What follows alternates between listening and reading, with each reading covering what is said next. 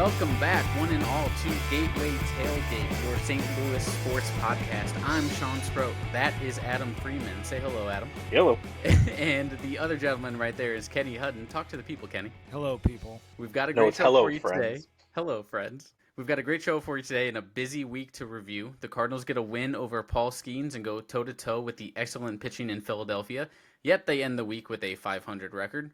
Blues have lost 3 in a row and still sit on the precipice of the playoffs, and not to be outdone by the Blues, City SC just lost their 4th in a row, and Battlehawks are thoroughly defended by the DC Defenders, but we also have some news about the 2025 UFL Championship game, which we will get to later, and of course, national news. We're going to hit the Masters and Rory's, I don't know what you want to call it, I was going to say come from behind, but I guess it was an almost disastrous Masters win, I guess is the best way to put it. I mean, he came from behind twice. Well, there you go. So, before we get to all that and more, let's take a look back in history as we always do. This week in St. Louis sports history, I'll start us off April 14th, 1969. Nice. St. Louis Cardinals compete in the first regular season MLB game played outside the United States. Montreal Expos won 8-7 at, and I'm pretty sure Adam gave this just so he could hear me pronounce this, Parc Jarret Stadium in Montreal, which operated as the temporary home for the Expos for 8 seasons. You did get that on purpose, and mainly because the ones that I wanted to read, I got to read. April 16th, 1978, Cardinals pitcher Bob Forsch gets his first career no-hitter against the Philadelphia Phillies. Cardinals won 5-2. Fun fact about Bob Forsch, again, we said this a couple weeks ago, the more that we do these things, the more I learn about St. Louis Cardinals. He was a 2-time Silver Slugger, a 3-time 15-game winner. 1 time he won 20 games, and he had 2 no-hitters in his career. April 16th, 1991, the St. Louis Blues become the 8th NHL team in playoff history to come back from a 3-1 deficit as they beat the Detroit Red Wings 3-2 in Game 7. And then, April 18th, 1941, Pete Gray made his debut for the St. Louis Browns. This wouldn't be all that exciting, except for the fact that Gray only had 1 arm. And his first game, he goes 1 for 4. What? That was one of my favorite ones. I had to get it pulled up. It almost didn't come up in my search either because there was a typo in St. Louis when I found it. So it sat there for a minute, and then I finally like, is this real? And then I got the research. It was real. Yes. April 19th, 1986, the vindication in Vegas. St. Louis boxing legend Michael Spinks beats Larry Holmes in the 15th round to win the World Heavyweight Boxing title. It was the second match that Michael Spinks beat Larry Holmes, which I think was kind of... Also, another April 19th fact, but this time in 1997, the St. Louis Rams select Ohio State. Oh, wait, hold on, Adam, you had a typo. The Ohio State offensive tackle, Orlando Pace, number 1 overall. Fun fact, I sold Orlando Pace a grill when I worked at Sears in high school. The Kevin Bacon degree is 1. Also on that same, I'm assuming that's the same day in history, the St. Louis Cardinals faced the San Diego Padres for the first game ever in Hawaii's Aloha Stadium. That Very place nice. is a dump. I'm not shocked. And lastly, April 20th, 1946, WBKB, takes its mobile camera pickup unit to cover the opening game in Wrigley Field between the Cubs and the St. Louis Cardinals. This was the first ever TV broadcast for the Cubs. That meant millions were finally able to watch the Cubs lose, and they did so for the next 70 years. They did. I thought it was interesting because I think the first televised MLB game was in the 30s or something like that. And the Cubs have been around forever, but the Cubs decided to wait, just like they did for everything. Win a world championship, all that stuff. It took them 100 years to get lights on the field. Yeah. Get lights, yeah. It's insane. Running water, I'm sure. The trivia for the week, guys. How many games did the Ohio State's Orlando Pace play in his NFL career? Carry the 2. I'm going to go... So he's drafted in 97. I'm going to say 180. Okay. Kenny? Are we playing Price is Right rules? No. We are not playing Price is Right Closest to the pin. 1 game, Bob. I was going to say 120. All right. Adam, you take this one. 169 career games, 165 starts for Orlando Pace. Crazy. So that's basically 10 straight years, roughly? Yeah. I thought he had a stretch of injuries, but I might be thinking of somebody else. I mean, he did have a stretch of injuries, but that... Towards the end of his career, I think. Yeah, right. So, Yeah. all right, first topic, Adam, lead us into it. All right, so let's go into the game that just finished here a little bit ago. St. Louis City loses to, is it the Columbus Crew because it's in Ohio? And is that how it goes? I'm not really sure. Or is it Columbus the Crew? I don't really know. Either way, they kicked our ass from basically the last, I'm going to call it hour of that game. Other than some glimpses, we lost 2-1. Klaus finally does get on the board. He had like 3 or 4 great opportunities. I mean, it's probably like one of those rare things that once you get one, the floodgate just opens. Um, but the defense was not able to withstand their attack at all. Only Sean? 14 more goals to go, right, Sean? That's right. Right. Yep, that prediction is looking worse and worse by the day. So let's go through it here real quick. So Olaf Melberg finally answers all of our calls for a more attacking starting 11. Klaus, Teuscher, Hartl all start together, which might be the first time this season that has happened because Teuscher was hurt and Klaus just wasn't playing. The back line was similar, except for the newest, oldest injury to Nielsen. So Bumgartle gets his first start of 2025. Columbus started and did exactly what we expected that they were going to do. They're a ball-heavy possession side. They like to get wingers wide and in space, and basically they just attacked and City tried to absorb that pressure. And then in the 7th minute, Adam, you already mentioned it, but after a point-blank save by Lunt on Diego Rossi, it happened. It finally happened. João Klaus scored a freaking goal. After hitting a shot off the crossbar, he gets his own rebound and puts in the header home. It's his first goal, guys. Not just of the season, but I believe, whenever I went back and checked, I believe it's his first goal since May 11th, 2024. Let that sink in. They said 11 months on the broadcast. Yeah. So from there, City absorbed wave after wave of attack by the Crew. When in the 22nd minute, Josh Yarrow attempted to head away an incoming cross, and he immediately went down to the ground. Trainers came out on the field, gave him concussion protocol testing. They pulled him out of the game. They do the test where he runs, the sideline to make sure he's okay. The ref kept him out of the game for almost 2 minutes. He goes back in, plays another handful of 3-4 minutes, and then the medical staff pulls him back out of the game, and Watts is subbed on.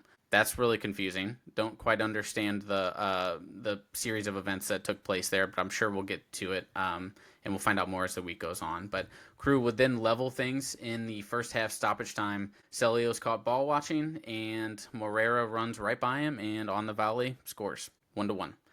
Second half, City started to get a bit stretched, essentially allowed Columbus to easily progress through the midfield, and that's exactly how they got their second goal. Crew literally dribbled right down the middle of the field. Right past both City center mids, Rossi slots home a low shot in the 55th, Columbus up 2-1. And then the story of the night, which is probably where I really want to talk about, we have another VAR screw-up just minutes later. Klaus gets his second of the night off a Hartl corner. He scores on the back post. The line judge raises the flag for offsides, even though after they showed the replay multiple times on the broadcast, clearly onside. VAR does not recommend the ref to review any further. Complete screw up, and then City goes on to lose 2-1. Yes, we had multiple chances after that, but that really felt like the defining moment. I just want to know how that wasn't. How did Twellman refer to it? Clear and decisive, or however he was referring to it. I mean, I don't know. I mean, you could clearly see the right foot, I believe, of the near defender and the line of the grass that he was on. You don't need the stupid lines like we have in Europe. You could see the line that was cut, and you could see where Klaus was. He clearly was onside. And I understand that you couldn't see specifically the shoe of the Columbus defender, but you could see where his foot was. Like, you knew his foot was right there. That I don't understand. And how is that the only view that we have? That's the only view that we have. They typically say, oh, VAR may have additional views that we're just not seeing. In 2025, how come we are not seeing the same views that VAR officials are supposedly seeing? Why do we not have access to that? Why are we not privy to the conversation that's being had by VAR officials? I don't understand that. If the UFL can do it, then why can't MLS? This is a game we deserved a point. If a VAR official wasn't asleep at the wheel, this is a game that we at least get a point. I'm tired of having this conversation like week in, week out about MLS officiating. Offsides is not subjective. You're either onside or you're not. Klaus was clearly 100% onside when he scored that goal. If a VAR official can't see that, then you shouldn't be a VAR official. It's time for a career change. Well, and even Klaus's reaction on that one, like he is staring down where the defender was. He knew where that defender was, and Klaus's reaction when they raised the flag is like, "No, no, no, you'll see it. We'll guarantee this is a goal." And then they showed him like, "You gotta be kidding me!" It's like, still, obviously, then you can't put it into the referee's hands. I mean, they had a number of chances afterwards. Catcher got robbed, I think, a couple times in like the 80th minutes, somewhere right around there, 80th and 90th, somewhere in that point. They had another corner kick that I believe Celia, or no, it was Hartle, I believe, that it went straight through Schulte's hands. He was expecting it to be played, and it went through his hands. So they had chances. They probably should have got one of those in, but it is disappointing that the MLS is constantly having this kind of issue. Schulte had a 1v1 save on Bescher. He made another great save on another Klaus attempt. Like, there were other opportunities, but none of those went in the back of the net, so we're not talking about those. Like, the VAR one is the most important to me. And this is during Sunday Night Soccer. This is the only game on during this window. The entire league is watching this game. You cannot have that happen. Can't. It makes me wonder if like the direction for the MLS should be for their officials, don't call the offside. Let VAR get it. Because But I think that's a dangerous aspect to go down though. I get it, but as of right now, we're not seeing the benefits of VAR. What was it? Was it the first year that there was like 6 handballs against that went the opposite way of what City needed them to go? And like they don't get reviewed. So I don't know what the correct answer is, but like to me, I get it, Sean. I know it's the rule technically, but when you kick a ball in the corner, there shouldn't theoretically be any offsides. If Hartle if it's a direct that ball, if Hartle, whenever he hits that ball from the corner, if Klaus is the first player to touch that, then he's not offsides because the ball originated from the corner kick. The moment that it touches another player after the corner, the ball is technically live, so the offsides moment happens from that second touch. If that makes sense? It does make sense. What I'm saying and what I tried to say in our text thread is I think that's stupid. Because you've now put it in a situation where, one, it is super subjective, and two, everybody's in the box anyway, right? Like, I don't know. You could call offsides 100 ways on any of the players, like the passive offsides and blah, blah, blah, and all that. I think it's stupid when you have a corner kick and you have that. But that's just me, again. You also mentioned like all the handball calls that VAR got involved in over the last few years with City. The handball rule, I'm almost willing to like forgive those moments because the handball rule is so subjective. Nobody knows what a handball is, and it's because the rule is written so poorly. Offsides is very clear. Right. Like I said earlier, you're either offsides or you're not. So I just don't understand how a VAR official looks at that and goes, "Oh yeah, totally offsides. Great call, ref. Spot on. Rays in the offseason."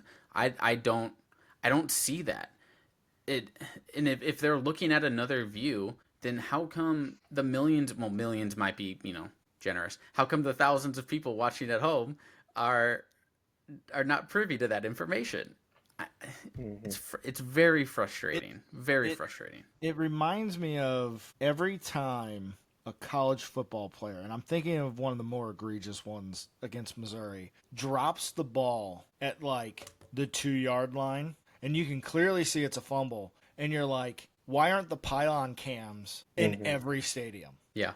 There's one Georgia got away with. They actually called it a touchdown, and then like ESPN went back and like zoomed in after the fact and it was like he clearly drops the ball at the 2, and you're just like, how do you not have that technology in place? You're right. If the UFL can be so good about like the conversations that the refs are having, why do we not get that in any other sport? I think the reason why this bothers me so much is the fact that Columbus are probably the best team in the league. I would even sit here and argue they're probably the best team in North America. And St. Louis hung with them, especially in that second half, and deserved a point. This is the first game of the season where I cannot fault Olaf Melberg for anything. So that moves to my next point.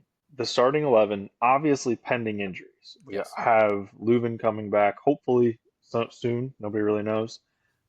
We should be getting Berkey back here probably in another 2 weeks, maybe a week. Is this the starting 11 they need to have pending returns? Yes. Going forward. I think Berkey will be back very soon. Totland, I haven't seen anything on how close he is, but as soon as he's ready, you need to throw him right back in there because, wing back and fullback has been a huge need for this team. But yes, if this is your available 16 to 19, this is your 11. It has to be going forward. And I think it's a good sign because, like you said, Columbus is good. I mean, they're a damn good club. And for the most part, that lineup held with them. And if that lineup can hold with them, now you start bringing back guys that are injured, and hopefully we can stay healthy. You get Leuven back, you get Totland back, you get a full. Well, I was going to say Nielsen, but you're not going to get a full game on him ever. But you don't really need him right now because I thought Baumgartel was solid. Baumgartel played well. Was good. Yeah, there were some moments I thought they were asking a little bit too much of him because they were doing this really weird thing early on where essentially he was a 6 in front of the center backs when defending, but it morphed into like a center back in possession, and then they kind of flipped that in the second half and he would drop deeper, and I thought that worked in our favor in the second half. I thought he was good. I'm not going to sit here and say we missed Nielsen and that was the reason why we gave up those 2 goals. My only concern though is Pompeu has played so well in the last 2 games. Him and Klaus have looked awesome playing side by side. When you bring back these guys, when Durkin comes back, probably still a month away for him to come back. Leuven comes back. Like I said, with Totland coming back, you're going to run out of space for some of these guys. And you have to play your best 11. You're not going to be keeping somebody like Leuven on the bench until once he's able to play a full 90, you'll keep him, the 40, 60, whatever rotation they normally do.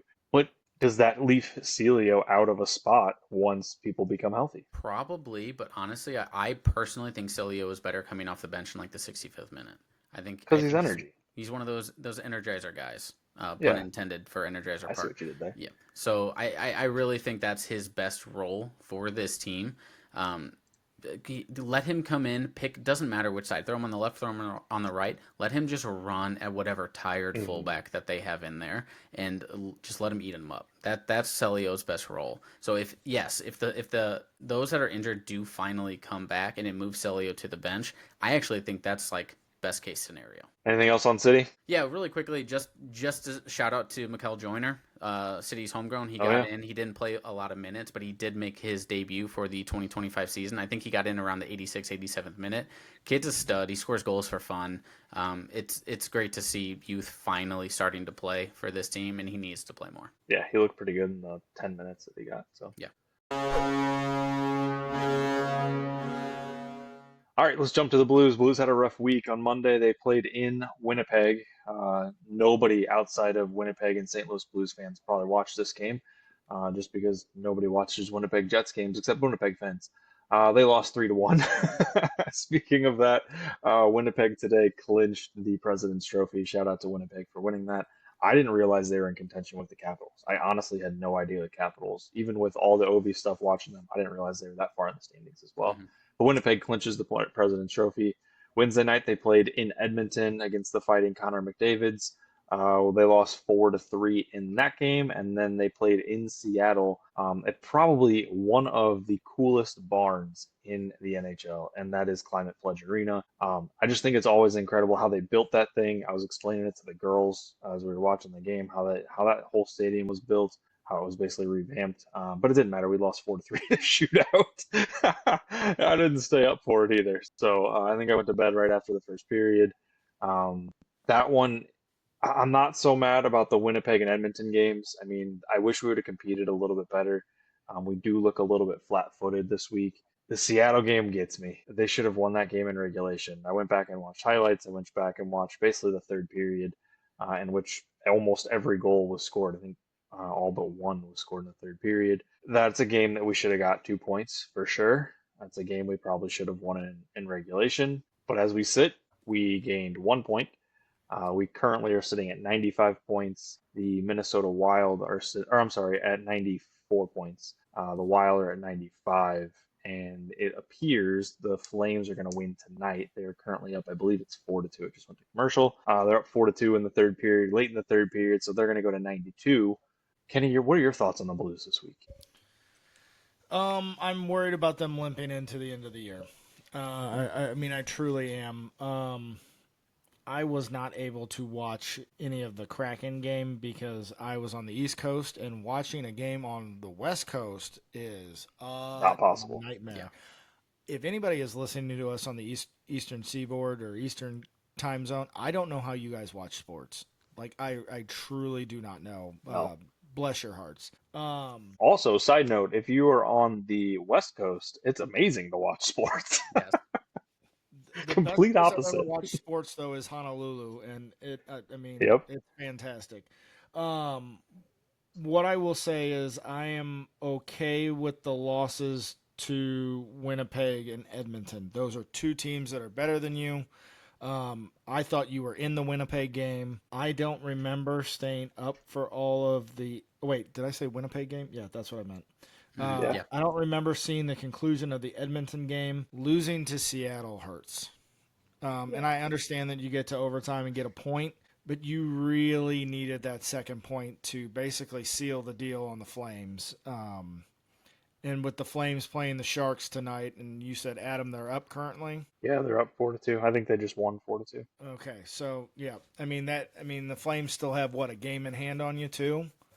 They have 2, I believe. Oh, they have 2 games left. 2 games left. The Blues have 1 game left. Have 1. Yeah. So one game in hand. So you have to win in regulation against the Utah.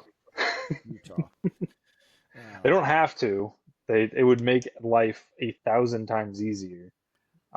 Yes. If Calgary loses in regulation in any of their 2, or loses in overtime in any of their 2, then the Blues have to win. Have to get a point. The Blues just have to get into overtime on Tuesday night. Yeah. Quick notes on the Kraken game, by the way. Parayko came back.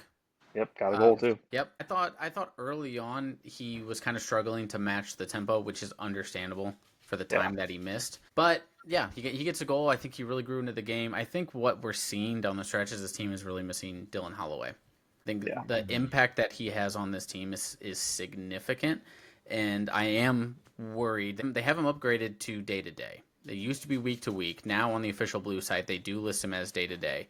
I am worried about them rushing him back, but I almost feel like you might need him in some capacity to really continue to put pressure on the Calgary Flames. Well, I think the problem with that is that the injury to him, and I don't think this is a massive issue, but it means that Snuggerud has to play big time minutes. Correct. And not and that he Snuggerud can't. has looked good. He has He's looked looked good, great. but he's not Dylan Holloway at this point. Correct. He is, right now, him being on the third line stretches that roster out. It makes them a lot more dangerous to be able to do that, because now he's playing up on second line, first line minutes. It makes it a lot more difficult. He's going to tire out. And now you have guys like Toropchenko getting more minutes. Walker's getting more minutes. I think normally they're averaging right around 9. Now they're averaging around 11 because they're having to get more time on the ice. Same thing with Sundqvist. I'm not overly concerned. I mean, we all knew it was going to happen. They're going to come back to the mean. This team is still a very good hockey club. I think it's just a matter of getting back into it. I was excited to see that Parayko played on Saturday night. I'm not excited because he played because Broberg had to come back home. Not exactly sure why, but apparently they said personal reasons. So hopefully that is nothing that keeps him out for an extended period of time. He's able to come back on Tuesday, or if we make the playoffs next weekend. But getting Parayko healthy, getting Parayko on the ice, if we make it into the playoffs at this point, now it's still an if because there's possibilities. Having him healthy for 2 games before is massive. And this is what happens when you play middling hockey for the first month and a half of the season, maybe even a little longer. That you don't have the luxury of resting guys near the end of the season because you're playing meaningful games all the way up to 82. That's just nature of the beast. So what is the tiebreaker? Because theoretically, the Flames and the Blues could finish with the same amount of points. So what would the tiebreaker be? Games Win won, in regulation? Regulation wins. Yep. Okay, so we would get that. No. We have So 43. Calgary wins. If Calgary wins all 3, they're in on points, I believe. No, they would have 90. 2 games left. No, So we would tie on points and they would win. If they win all three in regulation, they would win they go in on regulation. They have 2 games left. Yes, we would be tied in points at the end of it. So No, you don't hear what I'm saying. They have 39 wins. The Blues have 43. So the tiebreaker is held by the Blues, correct? Wins in regulation. But not update yet. That's wins, not regulation wins. Regulation wins would be less than that. No? Oh, regulation win? Hold on, I'm looking this up. Continue to talk. All right, so as we sit right now, if we win, yes. So yes, Kenny, they would have 96. If they win all three of their games, we have to win to get in. That would give us 44 wins and 96 points. That would give them 41 wins and 96 points. So yes, we would be in that situation. If we only get 1 point, yeah, basically, let's just win on Tuesday. Let's just make this so much easier on everybody. That's it right there. Technically, the Blues control their own destiny. Yes. If they win, they're in. That's really what it comes down to. I don't even almost want to entertain the rest of it because I don't want to put that out in the universe that that's a possibility. Win and you're in, guys. Another big point with that is that the Flames play. I think they play LA in their last game. Hold on, pulling their schedule up now. Is it in Pretty LA? sure it's LA. They play Vegas Okay. and then LA. I would argue in LA has been the hardest place to play all season. That is including Winnipeg and that is including Washington. LA has been very good at home this year. And both of those teams, though, are locked into their playoff spot. That was where I was getting. Well, I guess technically not. LA is still fighting for home ice, I believe. I think they're only 2 points up on Edmonton. And they're going to want that. They're going to be going for that. Yeah, so they want the home ice opportunity, that's for sure. By the way, they're 30. Holy crap, Sean, you were right. 31-5-4 on home ice. Jesus. So when the Blues started their 12-game run where they played in like LA, they had those like 3 or 4 straight games in LA against LA-based teams. Yeah. When they beat LA in LA, that was the Kings' first loss at home for the whole season. That's crazy. Wow. They're good, man. They're good at home, so they're going for that home ice advantage. Man. So, win against Utah. Utah has really nothing to play for other than being a spoiler, and it doesn't matter. I know a lot of people say that when a team's out of the playoffs, that it is what it is. Hockey players are a different breed. They want to spoil parties, so that's definitely still a concern to me. All right, anything else on the Blues? No, all right, let's jump into the Cardinals. The Flames have 32 wins. If they win both of them and we tie on points, they would have us by 3 games. So there you go. Let's jump to the Cardinals. Cardinals, as Sean said, a very interesting week. They had 3 games against Pittsburgh. They went 1-2. Their one win was against Paul Skeens. They actually beat up Paul Skeens, and they have a history of beating up Paul Skeens. They got 5 runs on him. Nobody's ever done that against him, which is impressive. They lost another one in extra innings, and then they'd come home and they play Philly. Andre Pallante outduels Aaron Nola, which was completely out of nowhere. He's starting to become very, very much so a legit starter. I would not have expected that out of him as we went into this year. But we got 2 runs. We outdueled Nola, and then we went to Miles Mikolas, and he is bad. More on that here in a minute.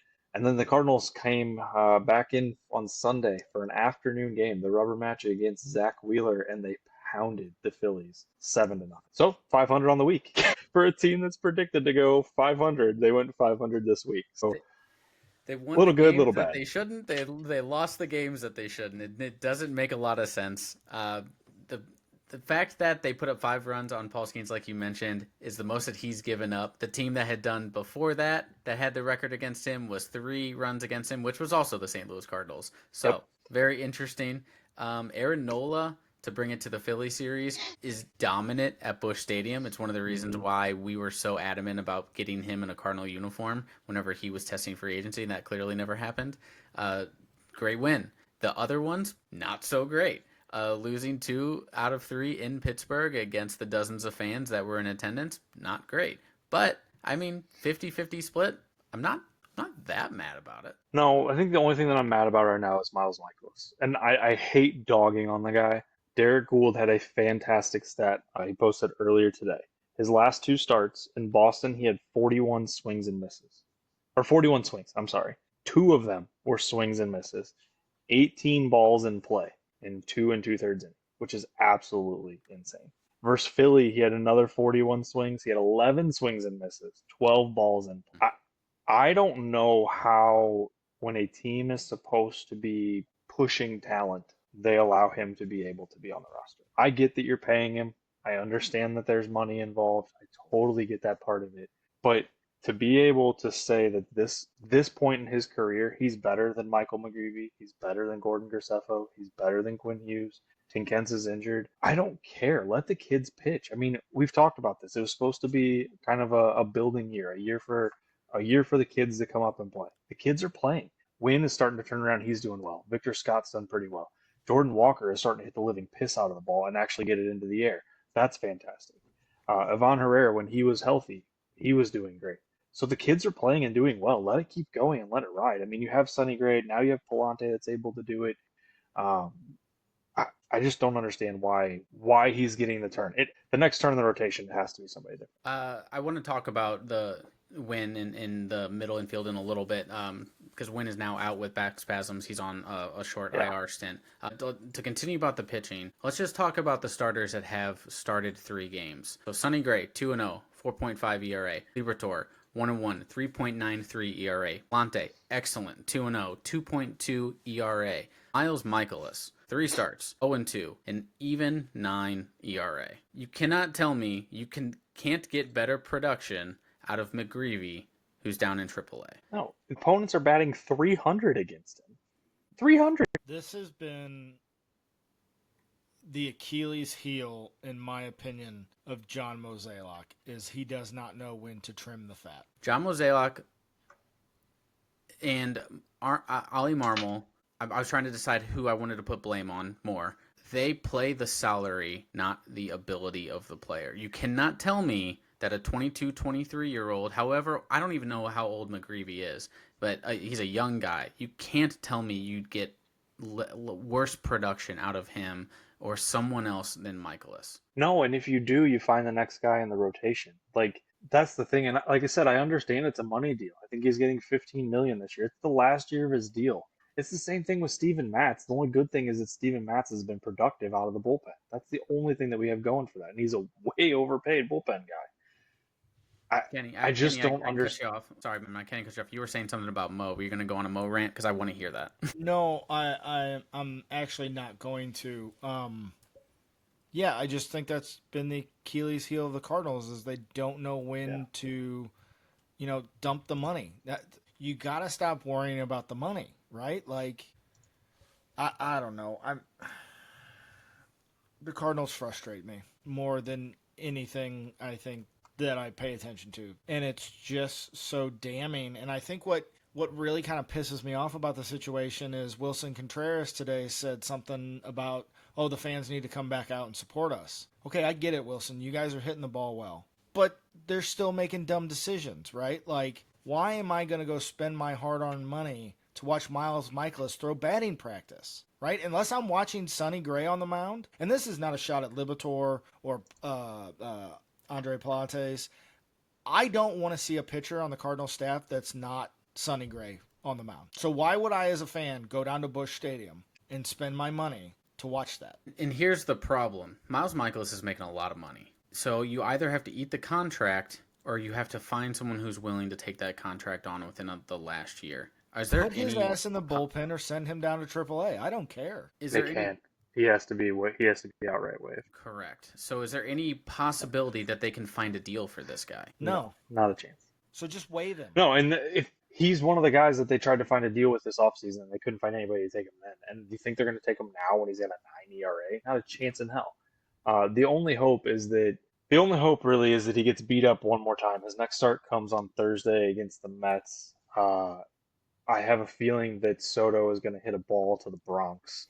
That would be my assumption. Mikolas doesn't throw very hard, so it may not go that far. It might just land at the airport. We'll just do the Soto shuffle around the bases. Yeah.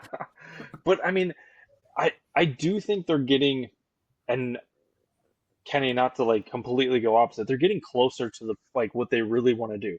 Roycroft was a fantastic example of let's get this dude out of here. He's struggling. Roycroft burned us twice in extra innings, and they said, see you later, dude. You're going down to AAA. And they cut his ass down there. So they're getting better at it. It's just it's an average team, and that is the downside. It's not a team that you want to go see because there's nobody else on the roster. I'd love to go see Arenado play. I like watching Contreras play when he can hit. He's a decent. I would love watching Mason Wynn play shortstop. Uh, and Victor Scott playing in the outfield. But I just other than that, I don't want to go and see. I do not want to go see Miles Mikolas. When we have a game, I can't remember what day we're going for Girl Scouts night at the ballpark. Oh my God, if Miles Mikolas is there, I might just go sit at the bar. Your St. Louis showed through there for a minute with the word shortstop. That's why I stopped and got myself. So does the fact that Miles Mikolas is struggling this much, does that change the fact that they want to go to a 6-man rotation when Matz comes back? I mean, 6-man rotation is like having 2 quarterbacks. Then you That's a great point. don't have the proper amount of people, right? Like if you're going to be serious and attempt to actually win baseball games, you have to have 5 guys that you count on. And you have to be able to whittle those guys down to 3 guys you can count on and 2 guys that will go into the pen, right? Like that's how this game is played. And I don't know, like I wonder, like flipping back to the Blues, like is Army still in control? Or are some of these moves Steen's moves, right? Like you've got to wonder. And I have seen everything the Cardinals done, and I've gone, none of this is Bloom. Bloom is just sitting none of it is in his chair going, yes, I'm going to start paying attention next year. And like that worries me, right? Because what if next year the team is stripped down completely? So, well, that is a big concern. Is that like I've said it from the beginning. I've said it a number of times on the podcast. Is that this team could win 90 games. They could also lose 90 games. If this team is anywhere near contention, Chaim Bloom needs to take the reins and say, "Look, I understand that this is your swan song, and that you're headed out, and I totally understand that. But we have a chance to legitimately win in a division that is not good. I mean, the Cubs might be the best team in the division, and they are not good. At a certain point, I think they have to just say, you know what, we're going to give it a shot." See, I mean, this might be a hot take. I think even if they are in contention this year, I still think that they should attempt to shed contracts and shed some players. Maybe that's a hot take, but I still think that no matter whatever position they are in at the All-Star break, I think you get what you can for Helsley, and I think you try and package Mikolas in that deal if you can, and you go and you get a future ace, a young pitcher that you can build around for the future. We've seen it happen before across the league. Helsley should be able to get you a decent package. If you can throw Mikolas in there and maybe take off a pick or two, that's fine. Whatever. Somebody will do that. The Rockies will do that. Somebody will, right? So I think no matter what, however many wins this team has at the All-Star break, I still think you have to make moves like that because I don't think this team would win. I just don't think this team has the pitching right now. Even if they added a piece at the break, I don't think they have the pitching to go on a deep run. And if you're not going to win the World Series, then why the hell does it matter, man? Well, and the bigger part of that, Sean, is that trading Helsley, they're not going to pay him next year. Right. I forgot who just got paid. There was a closer. He got paid like $20 million a year for a closer. The Cardinals are not going to pay that next year. Aroldis Chapman, I think I said this 2 weeks ago, in the trade that the Royals made, trading him to, was it the Yankees maybe? I can't remember where he got traded to from the Royals. They got Cole Ragans. The Yankees? Maybe. They got Cole Ragans, who is now Kansas City's ace, and he is a stud. Yes. I think my problem is if you trade Helsley, which I'm fine with, I think you need major league talent today. And that's to say that I've watched, and Adam and I will start bickering, so I'm just going to mention his name once, Matthew Liberatore. Like, this guy should be, by now, your number 2, in my opinion. And I don't know where he's technically slotted in the rotation, but he should have had more big league experience than he's had. And I will blame the Cardinals more than I will blame the player now, in saying that Sonny Gray and Matthew Liberatore would be a great 1-2 punch if they would have been serious about getting Liberatore to the big leagues. You can have all these nice and shiny objects in AAA. It does you no good if you bring them up. It's because the Cardinals got away from Yeah, to Go circle ahead. back to McGreevy and even Tink Hence or whatever, um, like these guys should be playing on the St. Louis Cardinals, not the Memphis Redbirds or the Springfield Cardinals. These guys should just be playing. Well, they got away from their mentality that worked for years. I mean, Adam Wainwright is the best example of it. You put a guy in the bullpen and you let him come up to the majors in the bullpen and you let him thrive, get used to it, get used to the environment, do all that stuff. And then the next year, you let him stretch out as a starter. He'll start as maybe he starts as a AAA starter and then he comes up a couple months into the season. That's fine. I But mean, but that is what they it, got away from doing. is Wainwright that unicorn though? I mean, how many rookies are closing out the World Series in their first year and then going and No, but winning a Cy Young within the next 2 years or whatever it was? Like, man, Adam Wainwright was a special guy, and I'm not. I don't know if Matthew Liberatore has that. Even if no, and I don't think he's that level, but I think that you take a kid that's 23. When he came over, I think he was 22, and you're like, oh, cool, you're gonna be a starter for us in 2 years, and then he was a starter for you in AAA, and then you call him up, and you're like, you know what, we're gonna put you in the bullpen instead. Let's tomorrow, and let's see if you're stretched out, ready to go. Oh, you're not? Cool. We're gonna put you back in the bullpen after that one, yep. and then I'm gonna send you down because you suck, and I'm gonna call you back up to do one start, and I'm gonna put you back in the bullpen. That messes with you. Like the amount of time that it takes it for a kid like that. I mean, he's still 25. I mean, fuck. I just looked at it. He was born in November of '99. Good lord. But it takes time for those. Like Pallante is 27. I didn't realize he was 27 the other day. So I think it takes him a little bit. I think we're starting to see what he can do. He can get the upper 90s fastball. He had the velocity last year. But Kenny, you're 100% right. These kids need to be pitching. There's no reason that somebody like even Eric Fetty. Eric Fetty should have been traded. I was excited to get him last year. I thought there was definitely an opportunity for him to be able to thrive for us, and he didn't. Whether that's team related, kind of like Kenny just said, or person related, don't know. But I would have traded Eric Fetty. I was again another one of those guys I'd rather see. And another quick note on this before we move on, but not only do these guys need to be pitching, they need to learn how to be Major League Baseball players. And you do that by putting them in that environment, and you sink and swim, and you put them in the bullpen for that specific reason to start. Wainwright had the benefit of having Chris Carpenter around. Matthew Liberatore has had Sonny Gray in a Cardinal uniform for the last couple of years. He should have been benefiting from that. That's what we're getting away from. The Cardinals have always had that one or two veteran presence that helps these guys come along, and then those young guys stay Cardinals for the next 10 to 15 years, and they bring in the next generation. I mean, Right. is that completely fair? And is that completely fair to say because there was also this guy who sat on the bench? I don't know if you've heard of him. His name is Tony La Russa. It makes a huge difference. Yeah. And Dave Duncan. Like, you're talking about one of the greatest managers to ever manage the game, one of the greatest pitching coaches to ever be a coach, and now you're talking about Ali Marmol. Yeah, and Yeah. you know what? And on in that same vein, then you take a look at what La Russa did so well that worked for such a long time and made him the name that he was. You don't deviate from that, regardless of who you bring in. You take what worked and then you add your little individual tweaks to it, and you make your changes to your daily schedules and your training regimens, but you keep the core of it the same. Why would the old adage, don't fix it if it ain't broken, man. I mean, All right, let's jump. Yeah, go ahead. I'm done. Let's jump to the Battlehawks.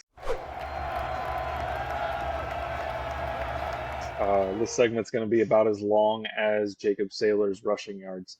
The Battlehawks played the DC Defenders and they lost 26-15. Battle of UFL undefeateds. Battlehawks' first loss of the season, and like I said, it was not pretty. Our running game, that seems to be one of the best running games in the league, was held to 45 yards, and Manny Wilkins got 39. Jacob Saylors is the leading rusher in the UFL. He had 7 attempts and 1 yard. One thing that Manny Wilkins did really, really well, guys, this is a fantastic stat. Nobody else probably found this. Manny Wilkins did a great job of finding DC defenders on passes. He threw 3 interceptions.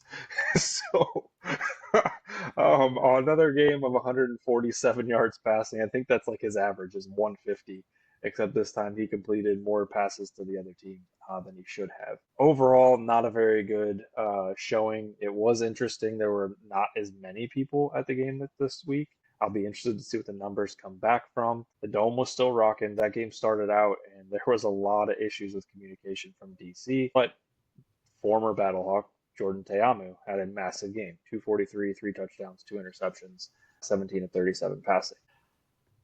I think it is what it is. Again, not going to go undefeated. Kind of expect that, especially in a league that is full of averageness.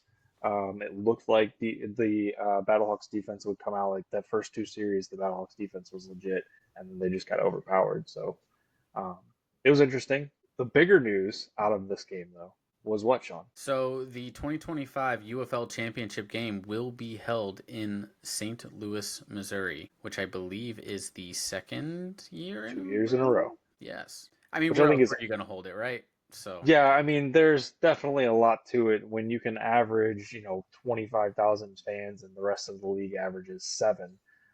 That's a big one. They could have gone to Arlington. They've gotten great numbers. I think they've had a whole tens of people that have showed up for that game. I They I do think play in they were Arlington next actually week, Sean. You should go to that I one. think they were actually going to go to Arlington and couldn't get the venue because I did not realize that that was not public information and was talking about it last week when I was at the Battlehawks game. I'm like, oh yeah, the UFL is going to be here again because I had heard it and I was like, oh, I'm driving back from Indianapolis and I'm like, oh, special announcement. I wonder if they're going to Yeah. add two more teams. And it's like, no, the 2025 championship would be held in St. Louis again. I'm like, uh-oh. I thought that was public Hey, we got to information use that already. new grass for something. that's Yeah. right. I mean, it makes sense, though. In But all it- honesty, yeah, if I was the UFL, I'd pick up and move to Missouri today. Like, honestly, I would. There's no yeah, I'd benefit move of all your being in franchises Texas there. other than the fact that you have three teams there. Like, come to St. Louis. So Yeah, make it we've got a enjoyable. practice facility that is owned by an NFL team and the city for $1 a month. You guys can use it for $2 a month, and we'll make some profit. There we go. Feels like it makes a lot of sense. At this point, if the league doesn't expand, or even if they expand out to some of the cities we were talking about a couple of weeks ago, make St. Louis your hub. Make St. like play Yeah. your championship games in St. Louis going forward. Just for optics alone, whenever you turn on a championship game, do you want to see a game with 7,000 people in the stands and a lot of fans dressed as seats, or do you want to turn on a game that has 35,000 people in attendance? Now we just gotta hope the Battlehawks get there, because if the Battlehawks get there, they will sell that dome out. There For will be sure. 60,000 people in that stadium. If I am the UFL, I'm not saying I'm rigging games, but I'm rigging games. Well, Somebody in the UFL knows how to make that work. if the Battlehawks are going to get there, it would probably help to not be 4 for 14 on a third down, and maybe, I don't know, throw the ball to the people dressed in Battlehawk blue. Look, here's what I'll Yeah, say I is, mean, is this league is going to be a lot like college. The teams that should win are occasionally going to get punched in the mouth and not know what to do, right? Like there's yeah, always that Yeah. Purdue steps up and smacks Ohio State in the face and you're like, how the hell did that happen? Well, because they're not professionals. They're essentially amateurs.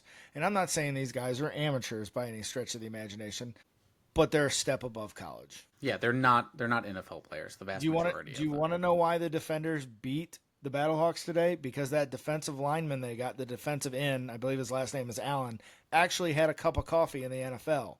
Like Yes, a correct. left tackle that never played in the league is going to get burnt by an NFL level defensive end. Yep. It's just going to happen. So That our flag was still there. All right, let's jump to the national stuff real quick. First and foremost, because we didn't give it its dues last week on the show, shout out to Western Michigan for winning the Frozen Four. And the reason we're mentioning it here is because it was in St. Louis. Uh, awesome attendance, despite what everybody would like to say. The amount of hate that we got for in the second game of the Final Four that started at I believe 9 o'clock local time. After two overtimes, kind of killed the vibe and really did not help us. But the final championship game was a sellout. And then the biggest thing is the Masters wrapped up today, and Rory clinches the Oh. Grand Slam. we don't read the chat. Come on, guys. Before we get into the match, No, I don't ever. I do want to say Missouri's own, the University of Missouri's own, Michael Chandler, knocked out by Patty Pimblin at UFC 314. I felt like it was necessary because obviously Chandler's a Mizzou guy, but it was also UFC 314. So Oh yeah, I forgot That's about cool. Yeah. They couldn't have done that on 314 day? that. No, they did on 413 day. Hmm. Almost. So So close. close. All right, Kenny, wrap us up with our socials. Oh, we're not going to talk about the Masters, or are we just going to say Rory? No, let's just keep going. No, we'll just. All right. Find us on the socials. YouTube, we are at Gateway Tailgate Podcast. TikTok, we're at something. Twitter, we are at Gateway Tailgate. Sean, what are we on Blue Sky? Because there's a bunch of dots in it. Gateway Tailgate? It is Gateway Tailgate. Just search that. It'll be the first thing that pops up. And checking, we're still locked out of Instagram. Still locked out of Instagram. We'll work on that one. Maybe work on it next week while we're watching the Cardinals have 3 games Monday through Wednesday against Houston, and then traveling to New York to face the Mets on Thursday. The Blues, like we talked about, they have Utah on Tuesday night, and then potentially, if everything goes well, they will start the playoffs on, I believe it would be Saturday. Battlehawks are in Arlington, home of the potential other option for the UFL Championship. Sean's going to be going to that game probably because nobody else will. That's on Saturday, and then St. Louis City, they play at home against Vancouver, another tough game. That is a 7:30 start local. I'm just picturing the one guy who tuned in for Masters coverage at the 55th minute of this podcast. Guy. Threw his phone across the room. All right, let's get out of here. Everybody enjoy the rest of your week, and we will see you on Monday. Bye. Yeah. Bye.